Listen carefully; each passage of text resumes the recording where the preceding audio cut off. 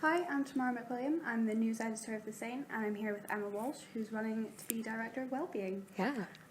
So we're going to start with some questions submitted by readers.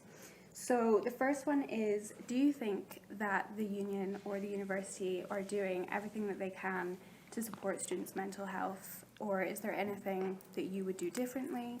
I certainly think that all the right things are in place for them to be doing everything that they can. I think that we have really great services through Stand Together and student services and peer support, Got Consent, Nightline, all these sorts of things, and just our events on the Wellbeing Subcommittee and our campaigns that we do, I think really lay the groundwork, but the issue is that they're not publicized well enough, and so many people have never heard of these things. So I think I would really like to take them just to the next level. So I do think that we do have really great services for it already. We have everything there, but we just aren't utilizing it to the extent that we could. Okay. Yeah. Cool. So another reader question is, what are your plans for supporting students with disabilities? Accessibility is a big part of my manifesto. So first of all, I want to work with the DOSDA and the Societies Officer, DOSDA, Director of Student Development and Activities, so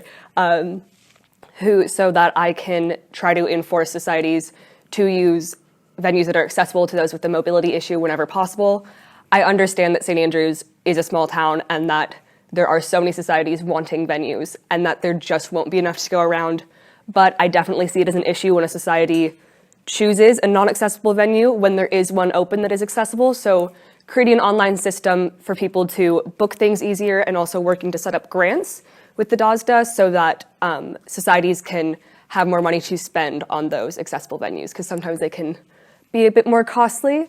I also want to work to make the process of deferring exams a lot easier.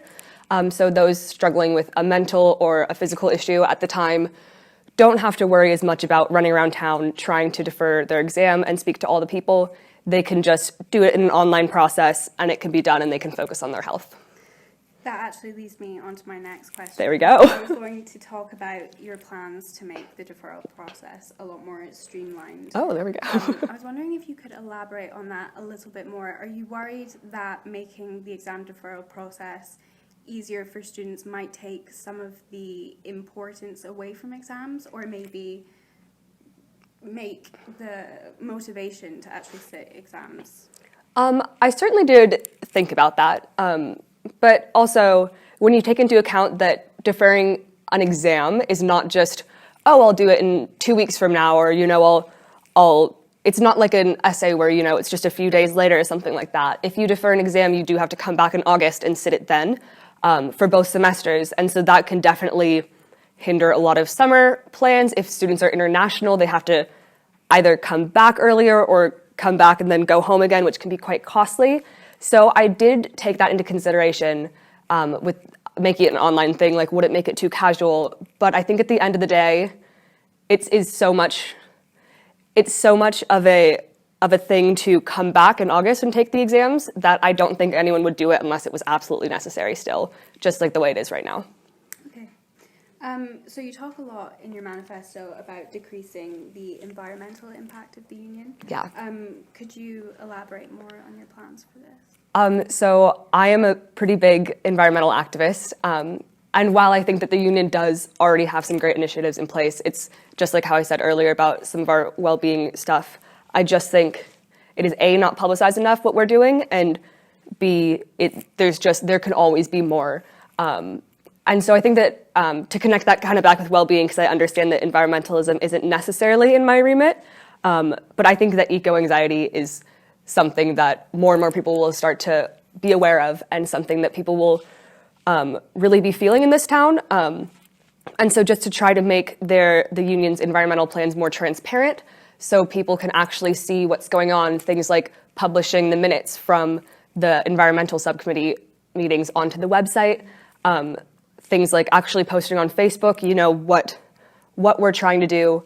In terms of what I actually want to do, I do want to set up a TerraCycle box. I don't know if you've heard of TerraCycle, but it's a company that kind of it's a recycling company, so it has a box and you can do things like old used bottles of like beauty items like shampoo and conditioner, or old clothes or something like that, and they can take it back and recycle it properly. So setting up TerraCycle boxes within the union, also working to make all of the clothing options that we have right now more organic, a larger focus on secondhand, so people passing down things like elections t-shirts and uniforms and things like that. I want to work with the Sustainable Style Society in St. Andrews, which I'm a part of right now, and work to make all of the clothing that goes on in the union a lot more sustainable. Okay. Yeah. And just to end, Yeah. why do you think you're the best candidate for Director of Wellbeing? I joined the Wellbeing Subcommittee in my second year at university. In my third year, I served as the mental health representative, where I organized the entire Wellbeing Week, which was 15-something events and quite a bit of work. And then this past year, I've been serving as the SRC member for student health. And so I do think that my experience backs up the fact that I have skills to do this role, and also that I have the passion to do this role. This is something that I care about so deeply.